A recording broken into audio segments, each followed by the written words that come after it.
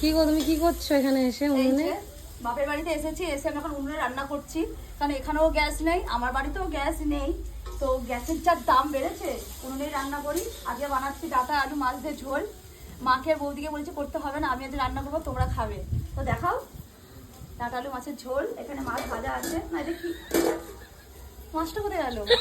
মাছ এই সাইডে আছে, ঢাকা দেওয়া। ও চিংড়ি মাছটা কি হয়েছে গো? ওটা ননির করবো। আমি রান্না করছি না, আমি তুমি জাস্ট বসলাম করার জন্য। বৌদি করে দিয়েছে। ওটা ঝোল হচ্ছে না, ওটা হচ্ছে এ হচ্ছে ডাঁটা আলু।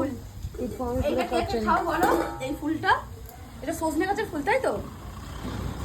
সজনে ডাঁটা সেটাই তো ফুল। হ্যাঁ হ্যাঁ হ্যাঁ সেটা বলবে তো। তো এটা তিতকুমারী ফুল, এটা হবে আজকে তেতো আলু দিয়ে ডাঁটা দিয়ে, আমার দারুণ লাগে খেতে। তো ওটাই হচ্ছে আজকে। আর চিংড়ি মাছ কি রান্না হচ্ছে? চিংড়ি মাছ রেখে দিয়েছি।